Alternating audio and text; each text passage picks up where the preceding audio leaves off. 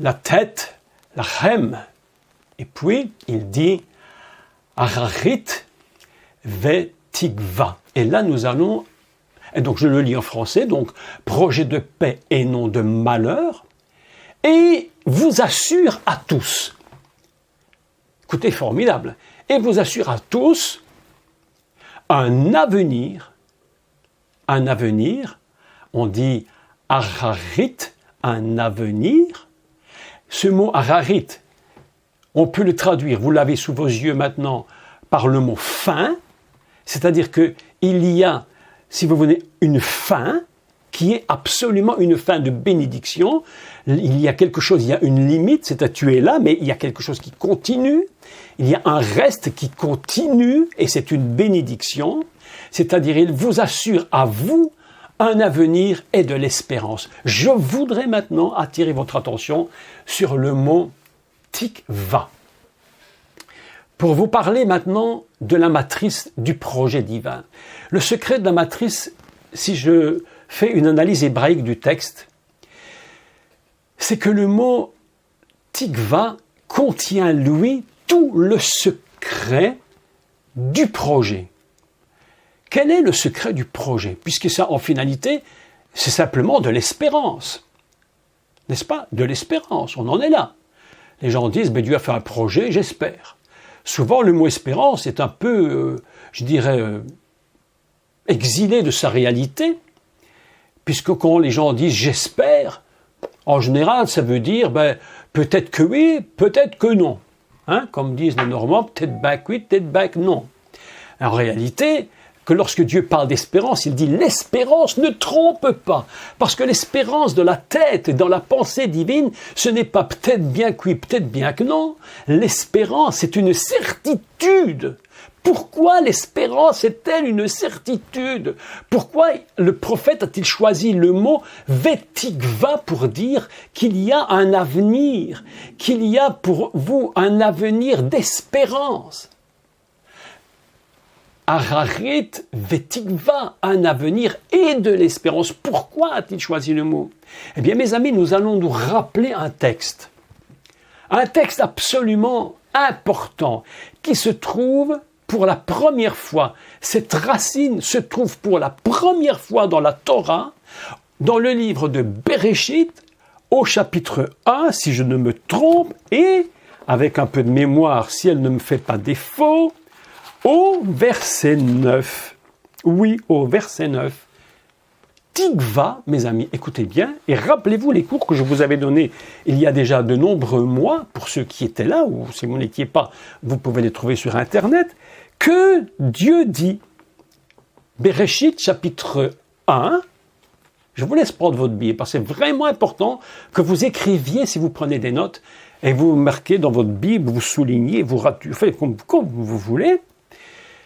Moi, ma Bible, si vous voyez ma Bible, on voit à peine encore le texte original, tellement il y a des rajouts et des rajouts dans tous les coins.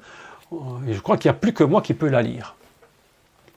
Il n'y a plus que moi qui peux arriver à la lire, tellement j'ai rajouté des choses et j'ai écrit des contextes et des mots hébreux.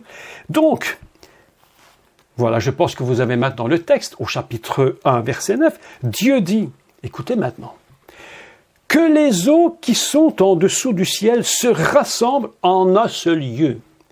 On dit, Ikavu amaim, que les eaux se rassemblent. Mais qu'est-ce que cela peut avoir à faire avec vetikva, un avenir et de l'espérance?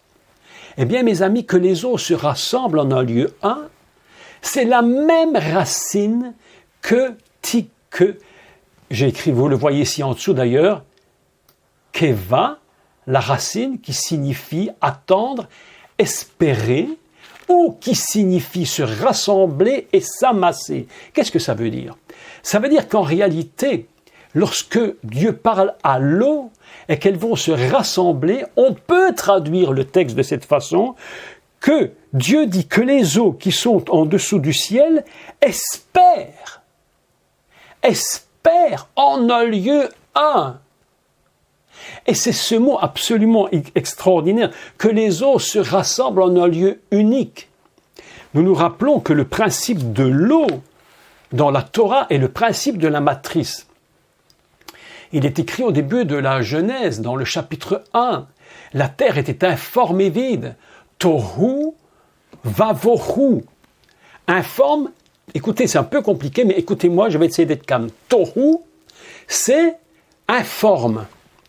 Ce qui a fait dire à beaucoup de personnes que ce système qu'on nous l'appelle être informe, c'est le diable qui l'aurait créé, parce qu'il a mis la pagaille là-haut. La réalité n'est pas du tout celle-là. C'est lorsque tu prends le mot tohu et que tu lui rajoutes la lettre même, tu lis un autre mot. Écoutez bien maintenant. Tu lis le mot théom, qui lui signifie, si vous voulez, l'abîme. Autrement dit que ce qui est informe, lorsque tu lui rajoutes la lettre de même qui est de l'eau, maïm, ou la lettre du Mashiach, tu vois qu'en fait cette masse informe dont parle Dieu à Jérémie, avant que tu ne sois né, avant que tu aies été conçu, avant même tout cela, lorsque tu n'étais qu'une masse informe, tu étais encore dans la matrice de ta mère, tu étais dans cette masse informe avec de l'eau.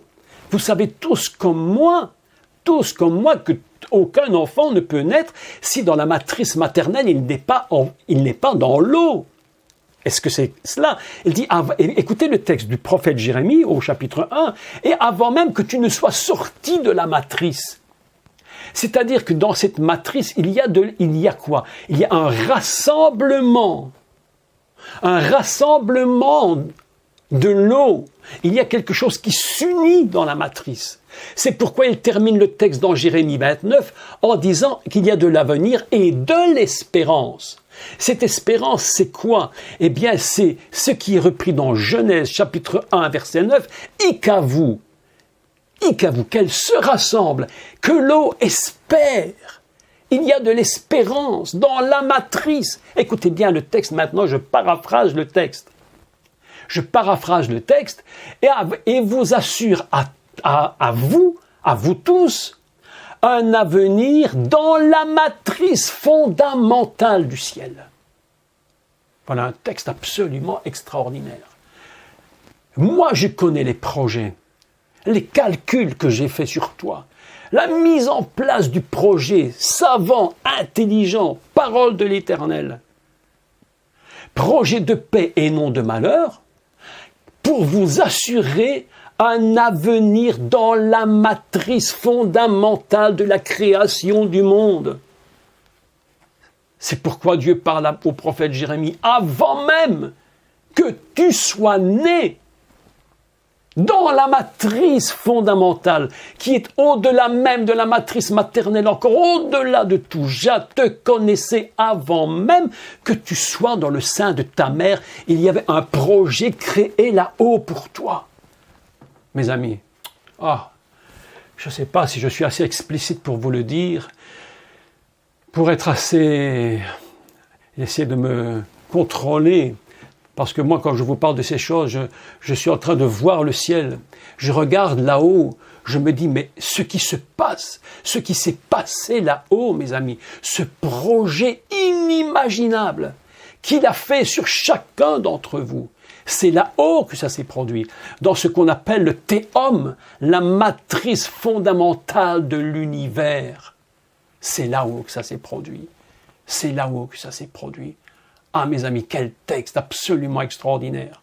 Ainsi, nous constatons que le mot rachav, racine du projet, je souligne, je le montre maintenant, tous les mots ici.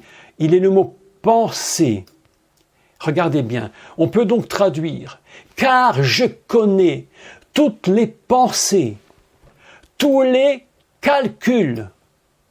J'ai médité complètement le projet. Je suis résolu. Je l'ai estimé. J'ai mis deux petits points, c'est 2 P. Je l'ai apprécié. » Non, mais attendez. Là, on dépasse tout ce qu'on peut imaginer. Là, on n'est plus du tout dans la même idée. C'est pas simplement Dieu a fait un petit projet sur ma vie. Tout est calculé. Je continue. Donc, car je connais tout ce que j'ai pu compté. J'ai été imputé tout cela. J'ai pris pour toi tous ces secrets et toutes mes idées. Je les ai regardés comme de la paix. Et pour terminer, cette racine signifie également croire. Mes amis, un seul mot en hébreu, un seul mot. Et nous pouvons traduire ce texte d'une façon absolument gigantesque.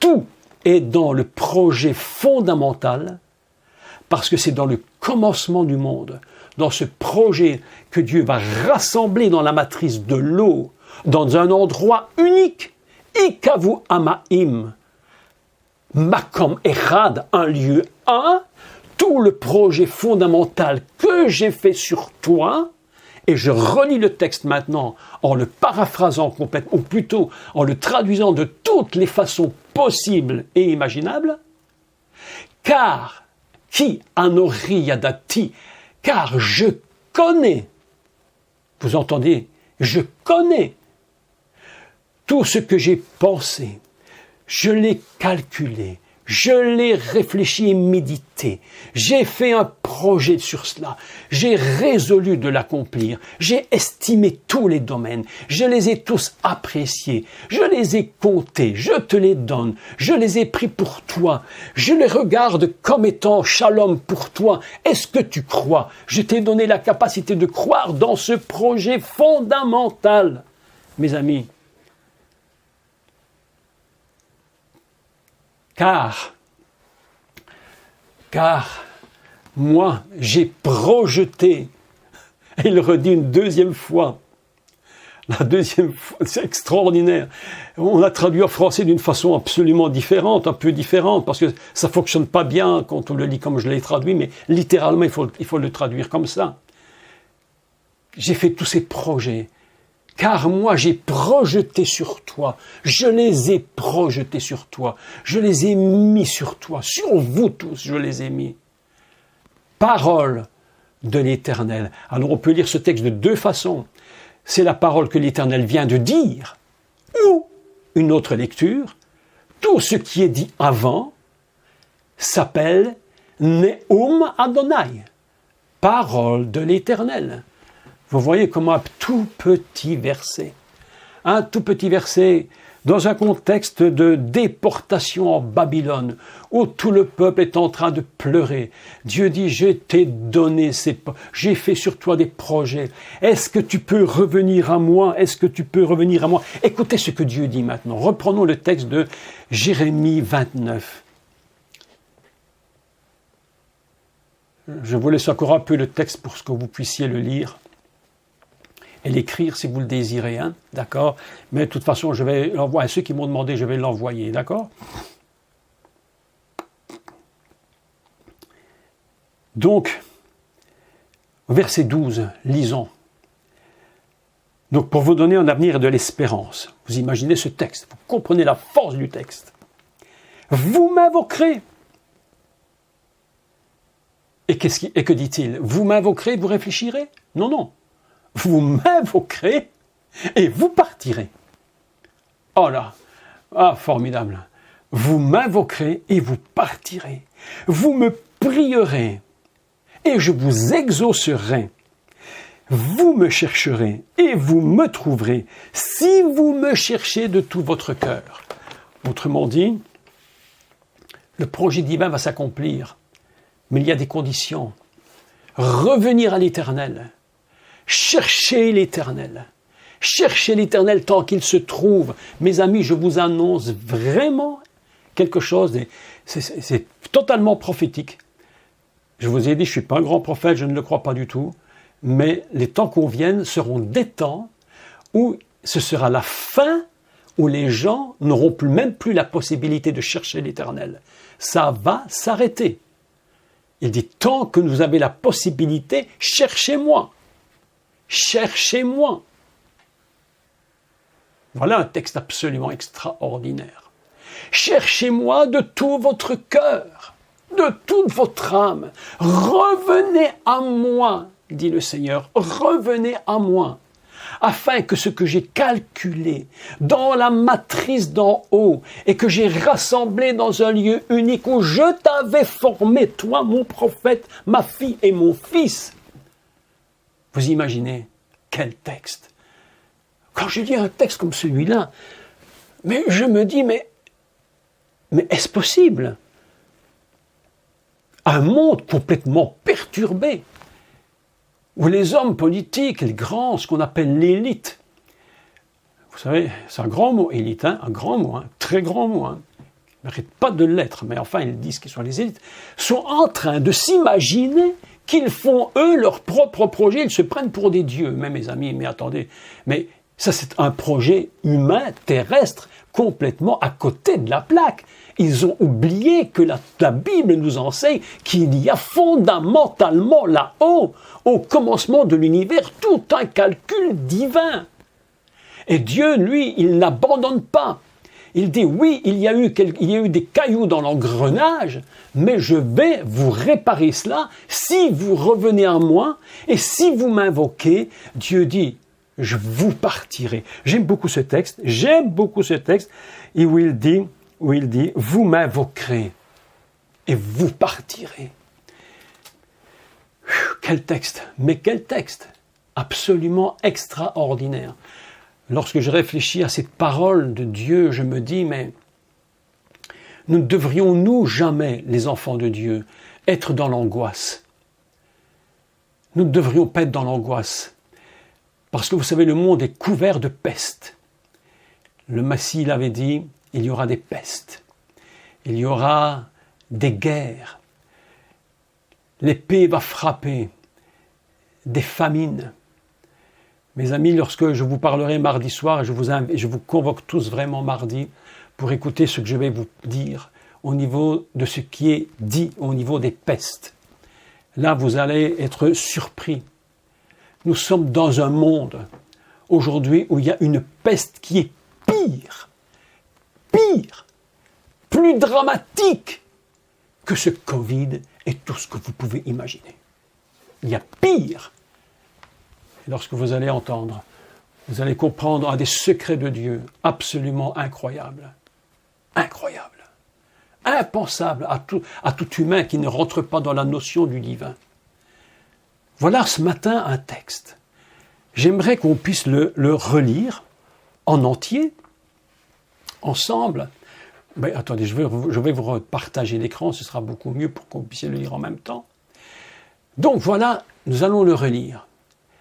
Et encore une petite particularité sur ce texte. Qui anori? Car moi. Anori, les rabbins m'a remarqué que le mot anori, c'est ce texte qui était écrit lorsque Esav avait dit « je suis fatigué ». Il a dit « anori ». Et les rabbins nous disent que ce je remplit la totalité de l'être. C'est pas seulement je, moi Jacques, ou moi quelqu'un, mais c'est la totalité de mon être. Car moi, la totalité de mon être divin, je connais. Tous les pensées, tous les calculs, tout a été réfléchi et médité. Je connais tout. Et moi, je projette, j'ai mis le projet sur vous tous. Le projet est sur toi. Mes amis, le projet est sur vous. Le projet est en vous. Vous êtes dans le projet. Vous êtes dans le projet. Quel texte! J'aime tellement ce texte. Avant que je t'ai formé. Écoutez bien ceci. Torah, Bereshit, chapitre 2. La première fois que le mot « formé » vient, c'est dans le chapitre 2 de la Torah. Dieu a formé l'homme. Il l'a créé. Il l'a fait. Il l'a formé. Ce mot de « former » revient dans ce texte du prophète. Avant même que je t'ai formé. Avant même. C'est-à-dire que même le commencement de la chair, le début de ce qui est chair humaine, n'était même pas encore commencé. Il fallait l'union de l'homme et de la femme avant même. Tout le projet adamique était déjà préparé. Mes amis, tout le projet adamique. Avant même que je t'ai formé dans le ventre de ta mère, tu n'étais même pas encore dedans. Tu n'as même pas encore commencé d'exister là, sur cette terre. Et ah, quel texte! Je te connaissais. Marie-Hélène, Daniel, Evelyne, Denise, vous tous, avant que tu sois même conçu, Dieu t'a connu et il t'a établi pour un travail. Et le premier travail qu'il a établi sur ta vie, c'est que tu lui bâtisses un autel où il va te bénir, un autel où tu vas rentrer dans ces trous divines, dans ce galgal divin, où justement la roue tourne non-stop. Il te fait rentrer dans un projet qui ne s'arrête jamais. Tu es dans le divin. La roue tourne et Dieu dit au prophète, rentre dans la roue, rentre à l'intérieur et reste avec moi, nous allons rouler ensemble jusqu'à la fin. Et le monde nous dit non, ça ne marchera pas. Et Dieu te dit, moi je t'ai dit que ça marchera. Parce que c'est mon projet. Et mon projet, personne ne pourra l'arrêter. Personne ne l'arrêtera. Quel texte incroyable. Quel texte admirable. Quand tu penses à ça, parfois je me sens un peu fatigué. Et je me dis, mais est-ce que je pourrais encore continuer d'enseigner comme ça pendant des années? Et puis mes amis, lorsque je prends la parole, lorsque je me mets à étudier, lorsque je commence de vous enseigner, j'ai l'impression que le ciel me tombe sur la tête. J'ai l'impression que je suis complètement dans la matrice d'en haut. Je n'existe plus pour moi-même, je n'existe que pour le Seigneur. Et pour vous, parler de lui, je ne voudrais jamais qu'il puisse me reprocher que je n'ai pas pris soin de ceux qui m'écoutent. Je ne voudrais pas arriver devant le Seigneur et qu'il me reproche en disant « tu n'as pas fait ce que tu devais ». Moi, je vous dis la vérité, je suis libre de vos âmes, je suis libre de vos esprits, parce que je vous dis ce que Dieu me dit de vous dire. Et je ne pourrai pas me trouver dans le maître du monde lorsqu'il me dira « Jacques, alors qu'est-ce qu'on fait maintenant? Où tu en es ?» Je veux entendre de sa voix qu'il me dit « tu as fait ce que tu devais, tu as accompli le projet pour lequel je t'avais appelé ». Mes amis, je vous le dis, avant de clôturer ce matin, lorsque tu te présenteras devant le Maître du monde, il va te parler. Et il va te dire, Fabienne, Evelyne, Alain, Cécile, Pascal, alors, qu'est-ce qu'on fait maintenant? Et toi, tu seras devant le Maître du monde, à genoux, quasi écrasé par la gloire. Et tu lui diras, Seigneur, tu sais, c'est toi qui sais. Et je veux l'entendre te dire à toi, mon frère, ma sœur, la parole du Seigneur qui te dit, je suis fier de toi, parce que tu as accompli le projet éternel pour lequel je t'avais appelé. Mes amis, je suis libre de vous tous, devant le Seigneur. Je me sens totalement libre. Je n'aurai rien à me reprocher. J'ai fait ce que je pouvais et ce que je devais pour le Seigneur. Qu'il en soit pour vous le même lorsqu'on a lu un texte comme celui-ci. Et j'espère que ce matin, ceci vous aura profondément inspiré et révélé quelque chose encore en plus sur la gloire de Dieu. Quelle grandeur! Mais quel Seigneur! Mais quel Dieu incroyable! Le monde est tellement fou. Le monde est fou allié de vouloir se bâtir un monde à lui-même. Alors que, vous savez, écoutez, il n'y a rien de plus stupide. Il n'y a rien de plus stupide que de vouloir bâtir un projet alors qu'il y en a déjà un qui est fait. Dieu a tout fait là-haut, et toi tu viens, tu dis, maintenant je vais t'expliquer comment il faut faire. Mais comment veux-tu que ça marche? Dieu te dit, mais j'ai tout préparé. Rentre dans mon projet, tout va fonctionner. Dieu dit, j'ai fait les choses simples, c'est l'homme qui a tout compliqué. Mes amis, je ne veux pas être un compliqué. Je ne veux pas que vous soyez des compliqués. Ne te pose pas la mauvaise question. Dieu te dit, par le prophète Jérémie, j'ai fait sur toi des projets d'enfantement, de bénédiction. Tout est accompli, tout est paix. Projet de paix et non de malheur. Et le peuple d'Israël qui se trouve en Babylone est en train d'écouter la parole du prophète.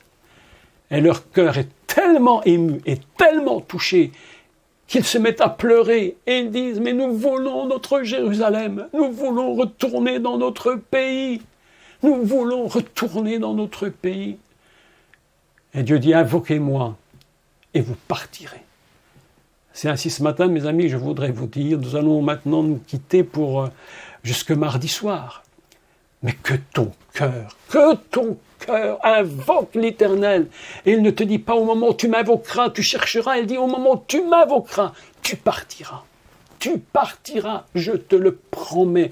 Jacques, au nom du Seigneur, je te le dis, il te le dit. Tu partiras quand tu l'invoques.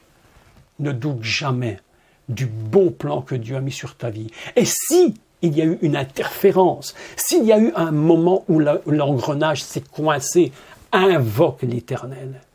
Et il te dit, invoque-moi. Prier, c'est la prière de Salomon. La prière de Salomon est très surprenante d'ailleurs à l'inauguration. Salomon avait déjà prévu d'avance que si vous faites des catastrophes, il faudra revenir. Elle dit, tu me prieras et moi je te pardonnerai et je t'exaucerai et vous partirez avec moi.